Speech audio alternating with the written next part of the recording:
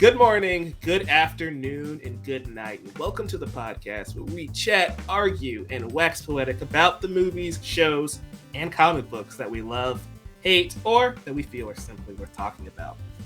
All stories have something to say, and we love trying to analyze what they capture. Welcome to the Chatter After. I am Michael Thomas. Joining me, of course, is my co-host and founder of the Chatter After, Brandon Alvarado, the Scarlet Fan. Yo, what's up, guys? I'm excited to talk about this new book coming out very soon. It's exciting. Very exciting. You know, it's been a minute since it was just the two of us. I think it was the last time we previewed something with the Poloni show. Yes. Isaac is missing in action, so the two of us got the wonderful opportunity to review a new book coming out called Dead Seas. Dead Seas is an IDW comic published by the creative team behind Star Wars: The High Republic.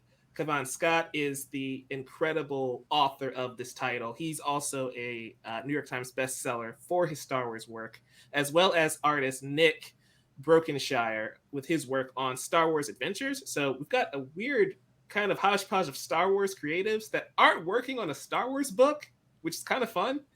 So they kind of get to kind of flex their creative muscles a bit because this is a supernatural thriller. It's got a wild adventure with ghosts, pirates, and so much more. Brandon, I think I'm just going to read the audience the synopsis so they know exactly what we're dealing with. Great place to start. Okay. Ghosts are real and dangerous, but they're also valuable. They're ectoplasm, capable of curing countless diseases. There's only one problem. Harvesting the wonder drug can be just as deadly. Prisoner Gus Ortiz is willing to take the risk in return for a reduced sentence. Anything to see his daughter again. All it will take is a few months at sea scraping ectoplasm off the walls in Perdition, a floating prison containing the most vicious ghosts on Earth. Surrounded by dark waters, Gus soon realizes that angry spirits are the least of his worries. The Poseidon Adventures meets The Haunting of the Hill House in this supernatural thriller by New York Times bestselling author Cavan Scott and fan favorite artist Nick Brokenshire. Brandon, what were your thoughts your spoiler-free thoughts when you checked out Dead Seas? It's interesting. I mean, the first thing that stands out is I have the feeling that this is not necessarily set in present day. It has this vibe like it's meant to feel or it's meant to be constructed as a 70s to 80s comic book. Like it feels antiquated, but on purpose. Not that it's, not that it's something we've seen before, not that it's a path already treaded before, but the art style that's chosen, it really harkens back to those 70s, 80s, early 90s DC and Marvel comics. Does that make sense? I have a lot of it makes me remember a lot of those 80s Wally West comics from the Flash that have that kind of over the top type of art that looks very interesting, very particular.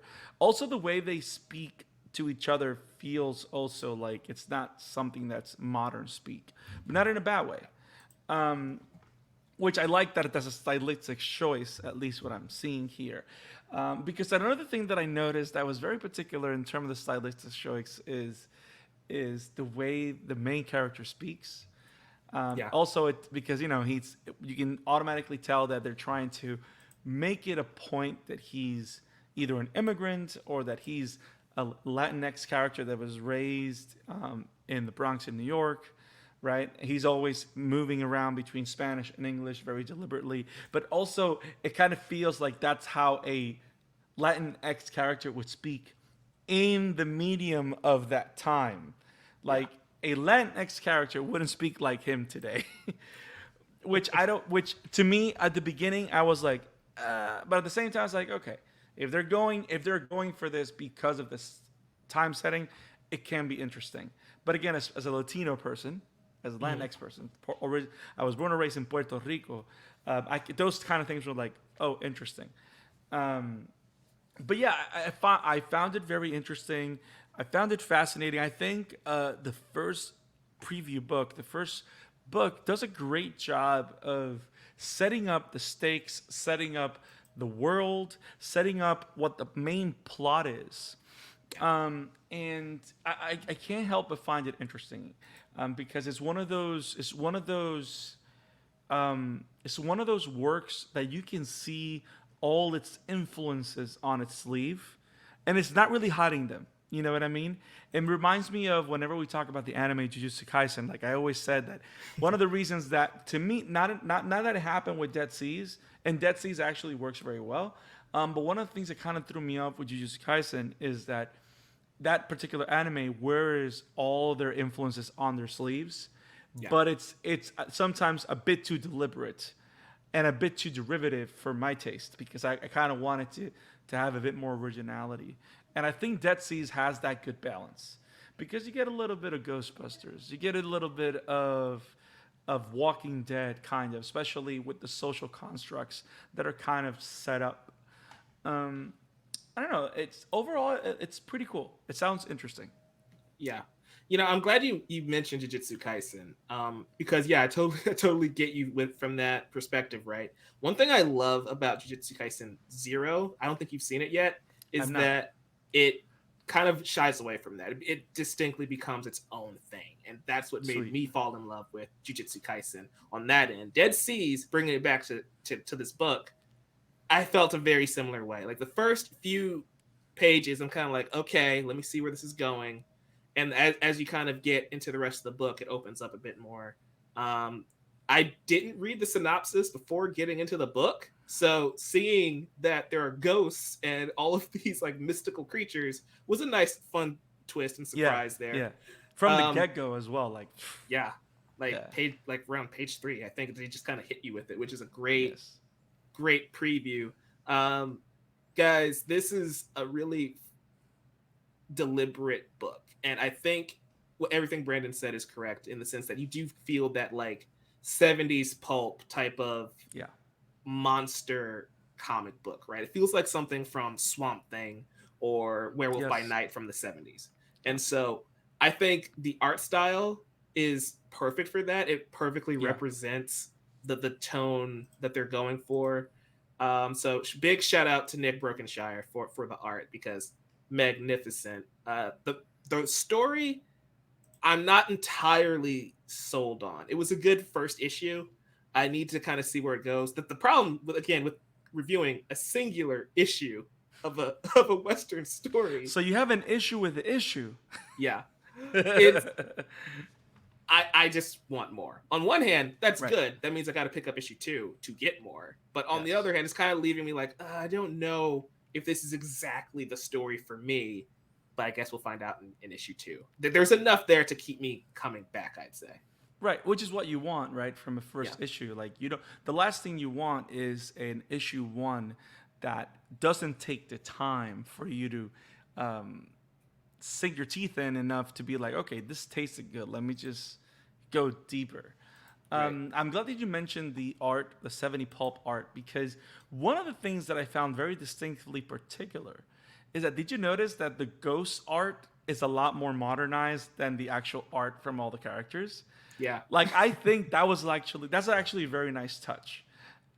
Because the use of shadows, colors, and everything is just distinctly, which you don't have in everything else. Which I think it's a very not that that's what it is, but that's one of the things that we like about great manga artists, because they do a lot with black and white, and knowing how to draw and how to mix that in, it's what makes you as an artist. And things like that he's what Nick, the artist, is doing here. It's a very superb job with being able to blend those two art styles, especially when we introduced when you have those old-fashioned 70 pulp characters in one panel, but in the same panel you have the ghost in the back, and it looks so different and so particular, just to make it very distinctive. But yeah, I think I know what you mean. In terms of, I think it's maybe because you get a lot of stuff in here, right? There's a lot of things going on in this first issue, because they're doing everything they can to set it up as best they can, but also they are setting a lot up, which I would say that at some point you might think that they're maybe trying to set up too much. which it can be a good thing, can be a bad thing. Which is why, for example, in our case, because we don't get issue 2 or 3, we can't really say that it's a bad thing or a good thing. But it is one of those things that makes you think, like maybe we could have had a lighter issue 1, but at least it's not too much that you cannot enjoy what's good there. Because I mean, to be honest, it has a lot of influences. Like it's funny, like the whole helicopter thing. It's pretty much Con Air.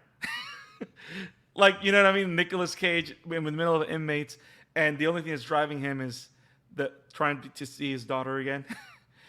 And then that's the whole thing. But he was a schemer, and his inner monologue. And but yeah, you have Con Air there. You have a little bit of Walking Dead towards the end of the issue, because it kind of like gives you a little vibe like that. But I do like the idea. I think one of the most innovative things that I like, which it's a mixture. It's very Ghostbusters, because, as you know, Ghostbusters, right? Apart from the fact that they literally have packs to recollect the ectoplasm, which was actually super cool. The thing with Ghostbusters that was very interesting that I see here is that if you remember the movies, the concept of ghosts being literally made of pure energy, Yeah. Was never explored in a sense of a natural resource like it's being exposed here, which I find very interesting. Which, for those that have played Final Fantasy VII, that's literally what happens to the live stream. Yeah. Which, again, I like that discourse, because it actually makes the horror an actual MacGuffin or thing to be there, not just for the sake of scaring people. So yeah. I think it has a lot of good going for it. We just have to read a little bit more when it comes out. Yeah, for sure. Gus Ortiz as a main character too. Gustavo. Right? I mean, of course, they don't want to say it. I know his name is Gustavo. Yeah, I think. That's a pretty good bet. We'll see when we get to issue 2. But he's a. They're gonna make it. They're gonna make a panel with his license. I know, right? But he's an interesting character. My only minor gripe with him is that we're introduced, have a really strong opening, and then there's mild spoiler. There's a mini time skip, and it's like, I don't know these characters well enough to justify you making it that disorienting when you do the time skip, and so it's kind of like, okay, I like what I'm seeing, but I kind of wish we stuck in the one time period a little bit more, and maybe time skip in the next issue. Yeah. But again, that's not a major gripe I have with the story. But for some reason, we keep going back to, what if we just started it at the helicopter? We keep going to the Man of Steel. Like, let's start it at the boat. You just... Captain America, the Winter Soldier, did it best. You just start on the boat. Every story just needs to start on the boat, and you're golden. 10 out of 10. But then again, if you did that, you would never get on your left an Endgame. Yeah, that's fair. It's sometimes the boat can wait. You gotta have a 5 minutes to the boat. The boat. But yeah, I think this is a fun story. I can't wait to see where they take it. Brandon, did you have any other thoughts on Dead Seas? No, I mean, it's super cool. They're doing great work here. It is something that I definitely see myself checking out. And it should be, when it's supposed to come out? Yeah, you guys can get Dead Seas December 21st at your local comic book shop. But if you're like me and you don't have any comic book stores in your area, Amazon link is in the description down below. Do we know if it's, because this is very important, especially if we're picking up comics, do we know if it's going to be a monthly series, if it's going to be a bi-weekly? Do we have that information? I do not have that information as of now, no. So hopefully that will be released once the book comes out. Yeah. But check it out, guys. Dead Seas. There's a lot of cool stuff in there. Special thanks to IDW Publishing for giving us the opportunity to check out Dead Seas. Again, it's going to be linked in the comment section for you guys to check out. And if there's any other books or manga you want us to check out and review, we can do the comic books here on the Chatter After. We can do the manga over on the Amateur Otaku. So check that out as well if you're into that. Links in the description down below for you. Brandon, where can they find you, man? You can find me at the Scarlet Fan 52 on Twitter. And you can find the Amateur Otaku where we talk anime, manga, anime movies. We do a bunch of awesome topics. We do a live stream every Sunday at the Amateur Otaku Pod.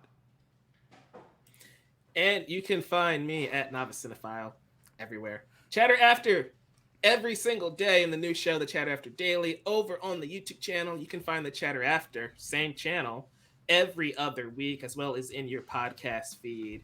Again, thanks to IDW for the opportunity to review Dead Seas. And if you guys want to get in contact with us, check out the Chatter After on Twitter.